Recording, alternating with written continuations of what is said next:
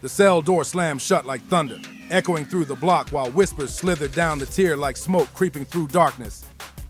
Everyone already knew what was about to pop off, but no one dared to move, not even breathe. A young dude froze in the corner while Fat Rat stared him down with that slow, cold grin that never meant peace. There was never a fair fight when Fat Rat smelled fear, because fear was his weapon, sharper than any knife or gun.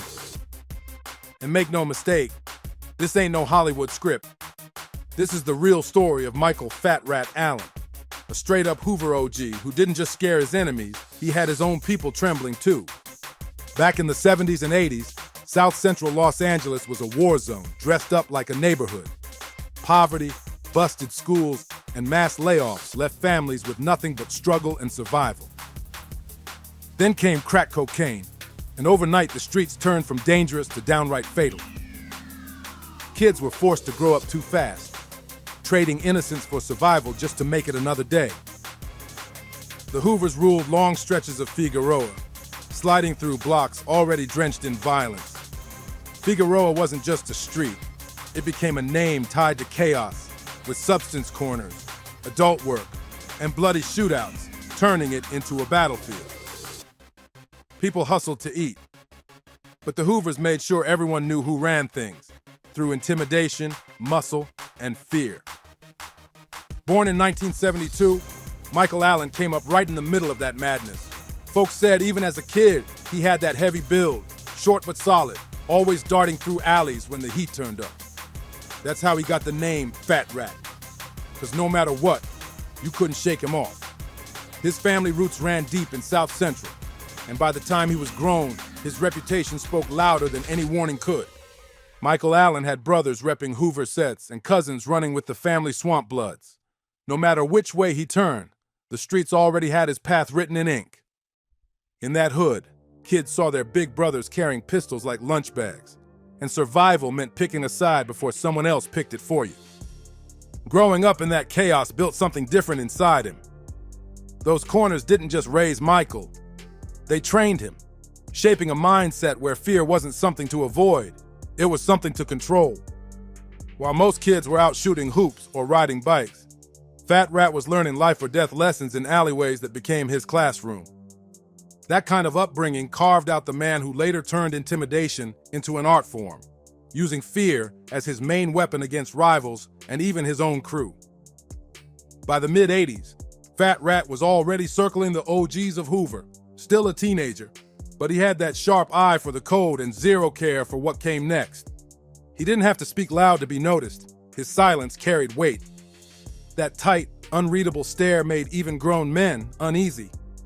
Around this time, Clement Big Evil Johnson was making noise with the family Swamp Bloods.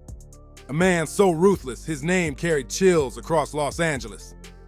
Fat Rat and Big Evil linked up, and together, they became a duo the streets whispered about in fear. People said Fat Rat never had to crack a joke or raise his voice. His size, his stare, and that quiet, cold energy said everything for him. Fat Rat wasn't the type to hang around just to end time. Every move he made carried weight. He had that tense, unpredictable energy that made people watch what they said around him. That's exactly what pulled Big Evil toward him. Because in the streets, intimidation was currency, and Fat Rat had plenty of it. Loyalty wasn't proven with talk.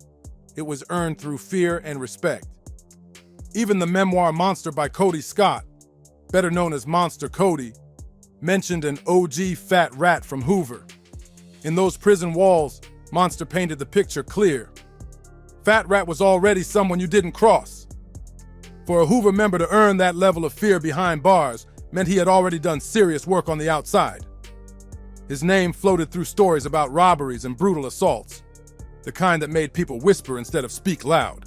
Before Fat Rat even hit 20, he was already the one handling discipline for the set, meaning if a younger homie stepped out of line, Fat Rat made sure they learned quick what loyalty meant. That reputation stuck fast because he wasn't about being loud or showing off.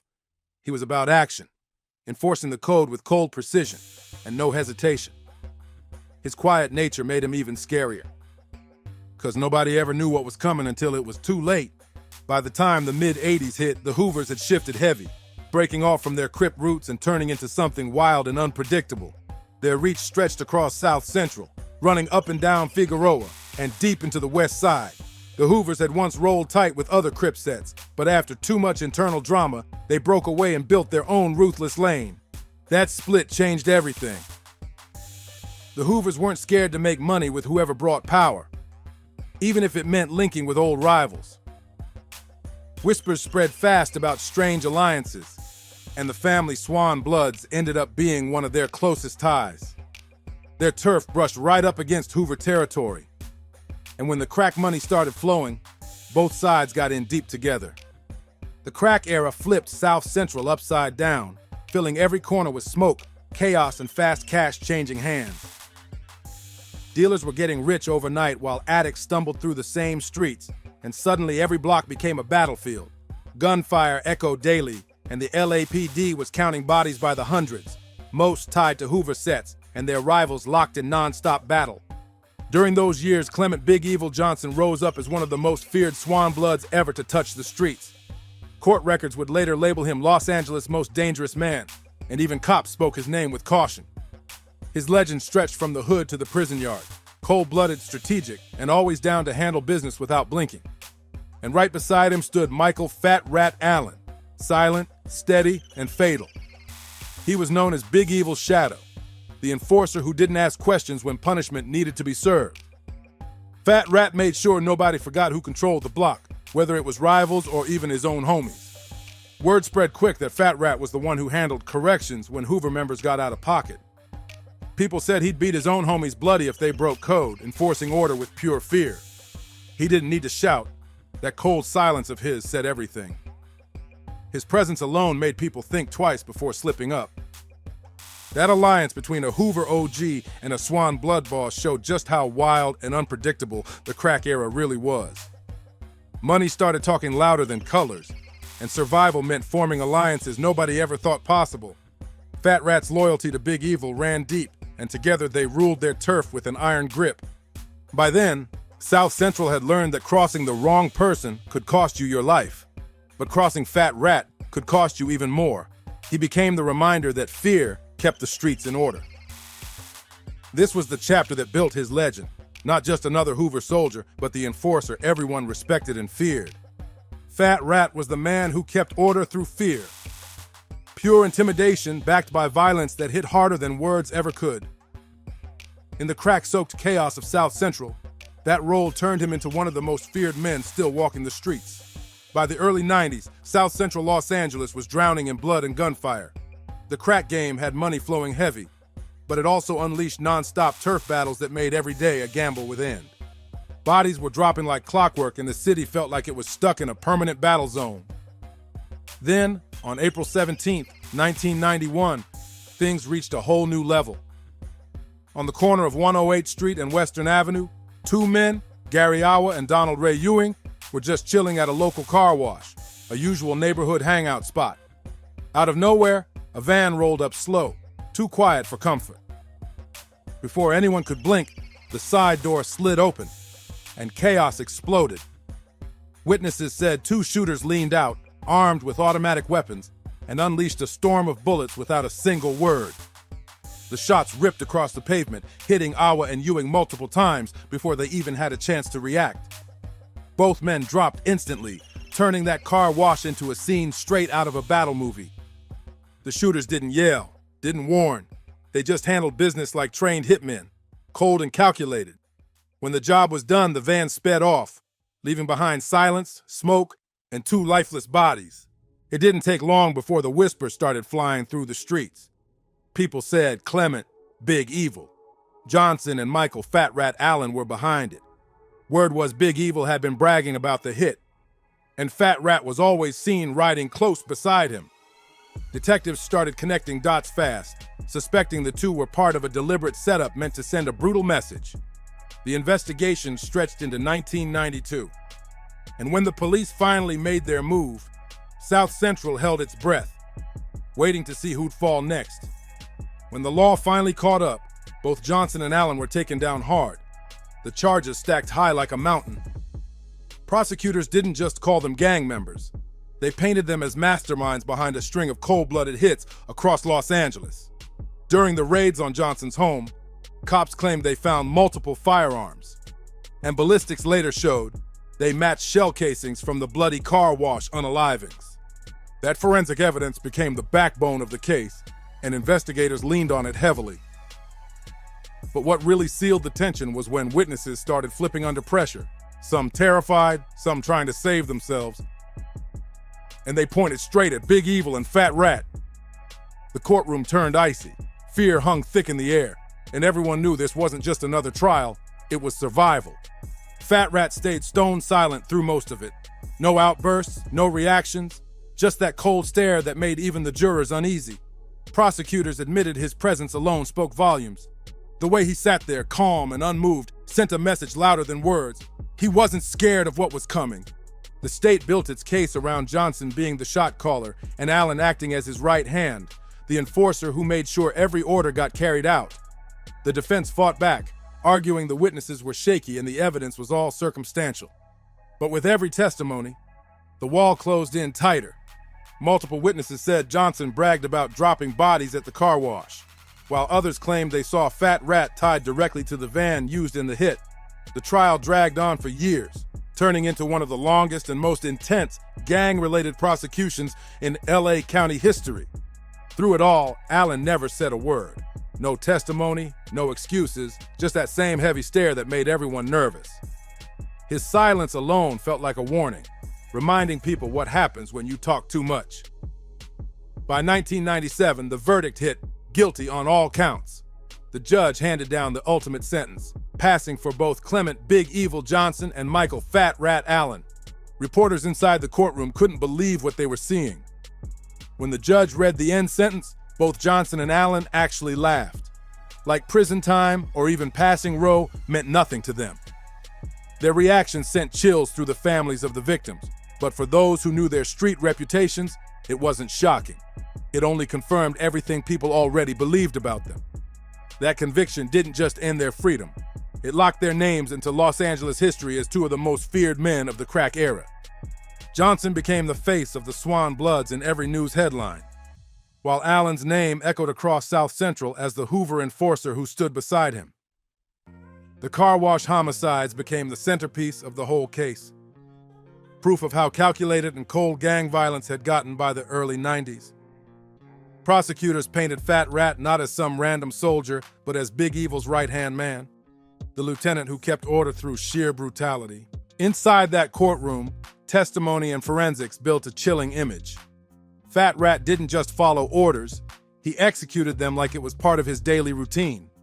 He never hesitated, never questioned, just did what needed to be done. The case exposed how dangerous that Hoover-Swan alliance really was. Two powerful sets joining forces to pull off a double homicide in broad daylight, in front of witnesses, and still walking around the city like ghosts afterward. For South Central, it was another brutal reminder that the battle wasn't slowing down, not one bit. The block stayed hot, the fear stayed real, and nobody felt safe. When Michael Fat Rat Allen left that courtroom, his reputation wasn't just street talk anymore. It was official, carved into court records and whispered through prison yards across California. He was branded a slayer, tied directly to Big Evil, and his silence only made him more terrifying. He never explained himself, never denied anything. He just let the legend grow on its own. After the verdict, the streets took over his story, twisting it into myth. People whispered that Fat Rat was behind more than a dozen bodies, that he took paid hits for hustlers trying to erase enemies, even that he made people disappear. No bodies, no witnesses, no closure. None of it ever showed up in paperwork, but that didn't matter. In the hood, the legend always carried more weight than the truth. Fat Rat's name hung heavy in South Central air, not just as a criminal, but as a ghost story people told when the streets went quiet. Homies and enemies alike spoke Fat Rat's name with the same uneasy mix of fear and respect. In the streets, you didn't need convictions or court papers to keep a legend alive. The memories were enough. People remembered the stares, the savage beatdowns, the cold silence before chaos hit, and they retold those moments until the stories grew bigger than the man himself. They'd say Fat Rat's name rang out loud, meaning no matter what neighborhood you mentioned it in, somebody had heard the rumors. What made his legacy so chilling was how it refused to fade. Most men disappear once the system buries them in bars and concrete, But not Fat Rat. His legend lived on. Even with the end sentence hanging over him, stories about him still echoed through Hoover sets and even rival crews. He became more than just a gangster. He was a dark reminder of how far fear could reach and how deep power could twist a man's mind. But the most disturbing part of Fat Rat's story didn't come from gunfire in the streets. It came from what happened inside those jail walls. His most twisted reputation was born behind bars, where whispers spread about things too ugly to ever be written in paperwork. Once Fat Rat hit the California prison system, his name took on a new kind of darkness that followed him for life. Even Monster, the memoir by Cody Scott, better known as Monster Cody, painted one of the most haunting pictures of Fat Rat's behavior behind bars. Monster recalled one brutal night inside, when chaos broke out in a cell shared by Fat Rat and a younger inmate named BT. What went down that night was so violent, so humiliating, that Monster had to step in to stop it before it got worse. He wrote that when he rushed into the cell, Fat Rat didn't panic. He didn't yell or back off. He just moved slow, calm, like he was completely in control, showing no fear, no guilt, nothing. That eerie calmness said it all. The scene revealed what truly made Fat Rat stand apart from everyone else. His violence wasn't about impulse or rage anymore. It was about dominance, control, and a darkness that had already taken over. Inside those walls, Fat Rat turned fear and humiliation into his weapons. And he didn't hide it. He moved with a boldness that said he owned the place, using intimidation like it was second nature. That incident wasn't just a one-time thing either. According to multiple prison accounts and old transcripts, it was part of a much darker pattern. Back in the late 80s, the Hoovers already had a notorious reputation inside the California system, and Fat Rat's name sat right at the center of it. Younger inmates whispered about him in low voices, warning each other that showing weakness could make you his next target. What made his reputation even more twisted was that he didn't prey on rivals. He went after his own. Fat Rat was infamous for breaking down the smaller, younger homies, not with money or illicit substances, but with control. Stories spread that he made them do humiliating things just to earn his approval or avoid his wrath. People said he forced others to wash his clothes by hand, braid his hair just right, or scrub his cell floors while he stood there watching. Some even recalled times when he made younger inmates eat soap or do degrading tasks while older prisoners stood by laughing. None of it was about survival. It was about domination, straight power play, showing that he could control anyone he wanted. Whispers also spread about what went down during put-ons, the initiation rituals where new members proved themselves to the set. Some claimed Fat Rat twisted those moments into something dark, forcing younger recruits into humiliating acts that left deep emotional scars. Even without any paperwork proving it, those whispers carried the same weight as truth in prison culture. Once a story caught traction, it became gospel. And Fat Rat's name was always part of that warning. Other inmates claimed Fat Rat even had what was called a prison girlfriend, someone he kept under control just like the others, a sign of total dominance. Rumor had it the man followed him around the tier, head down, like proof of who held the power. Whether every detail was true or not didn't even matter anymore. The legend had already taken on a life of its own. That's what made Fat Rat different. The fear surrounding him wasn't just about violence. It was psychological, deep, and personal. And part of what gave those stories even more power was how he looked. A heavy-set frame, that cold stare, and an aura that made even hardened inmates step back in silence. Fat Rat wasn't some small-time dude hiding behind tough talk. He was a whole presence. Big frame, heavy stomach, thick arms, and that slick perm that made him instantly recognizable on the tier. Other inmates said when he stood in the doorway, arms folded and silent, he filled the entire space like a shadow you couldn't escape. Just one look from him could freeze a whole pod. Nobody dared hold his stare for long because that glare alone said everything. Word was, Fat Rat even ran his own twisted kind of hustle inside. He'd charge rent for cell space. If a weak inmate got placed near him, they had to pay up in food, commissary, or straight-up service just to be left alone. And if they refused, he'd make an example out of them, using intimidation and humiliation until they broke down. That system gave him power not just over Hoovers, but over anyone unlucky enough to land near his cell. What made Fat Rat's legend so disturbing was how it flipped gang life upside down. Normally, loyalty was supposed to keep members safe from their own, but inside, Fat Rat tore that rule apart. His violence wasn't aimed at enemies anymore. It was aimed at his own people. Even his Hoover brothers whispered about staying out of his way, because with Fat Rat, being part of the set didn't guarantee protection. It just made you easier to reach. Accounts gathered in the notorious Booty Bandit transcripts detailed these stories vividly, showing how the legend spread far beyond a single incident. Younger Hoovers admitted they'd do anything to avoid his cell block. Some even begged officers not to be housed near him. His name carried like a curse across California's prison yards, a warning passed from one generation to the next. Older inmates would quietly tell the newcomers, "Stay out of Fat Rat's sight," and they meant it. That became the peak of his dark reputation, the point where his story turned from gangster myth to pure nightmare. Most street legends come from shootouts, heists, or substance money, but Fat Rat's name lived on for something far more twisted. His legacy wasn't built on power outside. It came from the fear he created inside those cold, concrete cells. Fat Rat wasn't remembered for going to battle with rivals. He was remembered for turning on his own when they were at their weakest. Those prison years reshaped his entire image, turning him from a feared enforcer into something darker. A man who used humiliation and dominance and intimacy as tools of control. Inside those walls, fear was his kingdom, and he ruled it through manipulation and violence. Even after his conviction, that twisted reputation didn't fade. The stories lived on, passed down from cell to cell like ghost tales whispered at night. Whether every detail was true or not didn't even matter anymore. His name carried the weight of terror, and that fear became part of Hoover history. The peak of Fat Rat's legend wasn't the car wash unalivings or his time riding beside Big Evil. It was the chilling stories about what he did behind bars.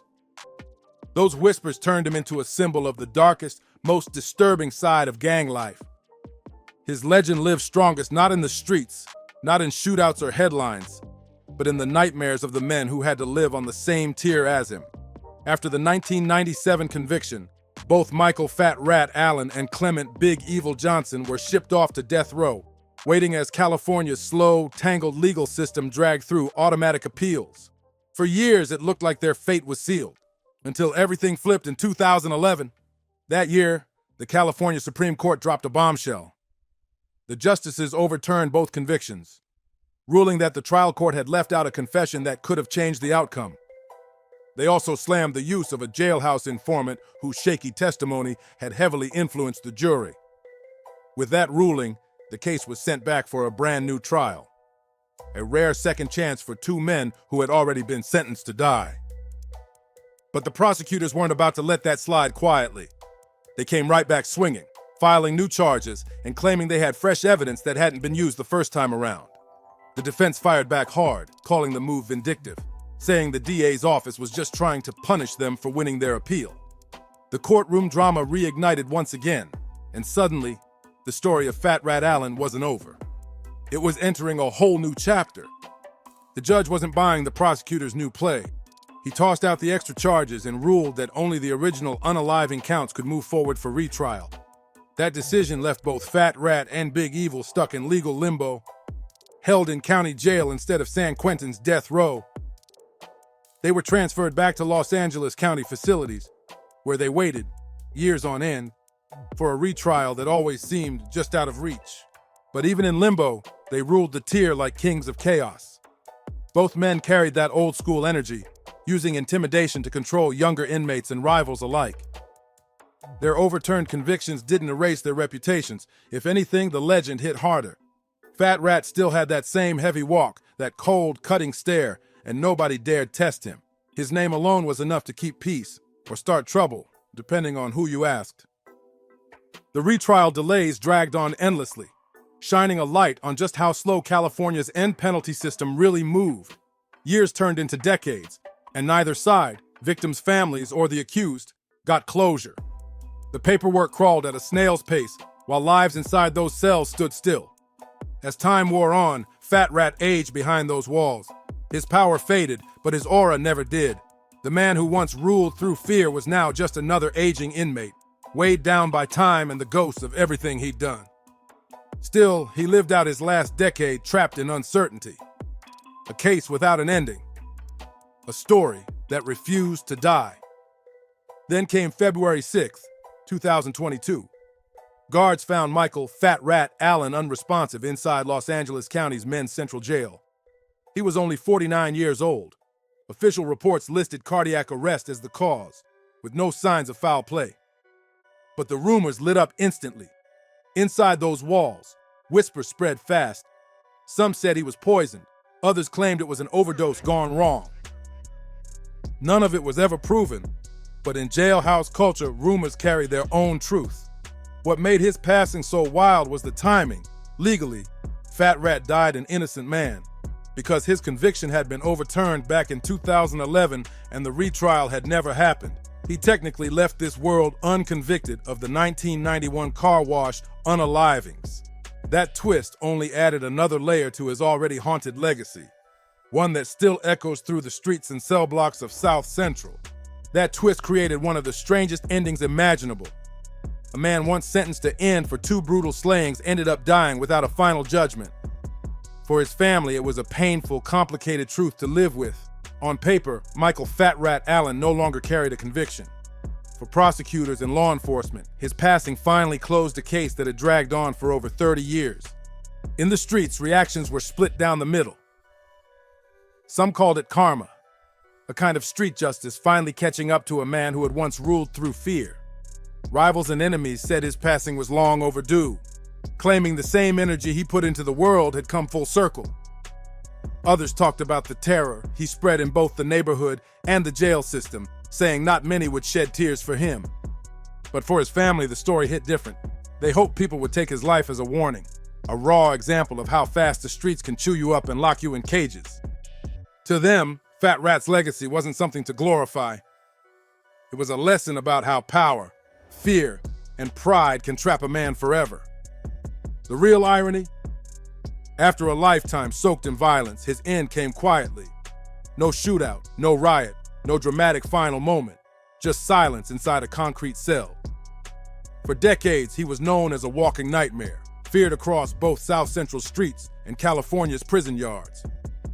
But when the curtain finally closed, he slipped away without a sound, leaving behind a legend built more on whispers than written records. His passing ended a chapter that started in the cracked blocks of South Central and finished in the stillness of a jail cell. Michael "Fat Rat" Allen's story stands apart from most street legends that came out of that era. While others are remembered for wild shootouts, substance empires, or battles with rivals, Fat Rat's reputation hit different. The myths always exaggerated his body count, claiming a dozen or more lives tied to his name. But what truly defined him wasn't how many people he hurt on the outside. It was how deeply he scarred those within his own circle. In gang culture, being remembered as a booty bandit carried a strange mix of fear and shame, a legacy both powerful and embarrassing at the same time. People feared Fat Rat's name, yet behind closed doors some mocked it, whispering about the twisted stories that followed him. Even Monster Cody used Fat Rat as an example of how deep prison violence could go, showing that brutality wasn't always about bullets or blades, but about control, humiliation, and fear locked behind steel doors. Fat Rat's story exposed a side of Los Angeles gang life that rarely gets spoken about, the kind that lives in the shadows, hidden beneath the flashy myths of the streets. His life revealed how power, intimidation, and ego could corrupt everything, twisting loyalty and brotherhood into pure domination. He became more than just a street name. He turned into a warning, a legend built not only on homicide, but on the way he ruled through fear, even among his own people. Michael "Fat Rat" Allen's story will always linger as one of South Central's darkest tales. Whispered, feared, and never fully forgotten. So what do you think about Fat Rat's legacy? Drop your thoughts in the comments, and don't forget to like, share, and subscribe. See you on the next one.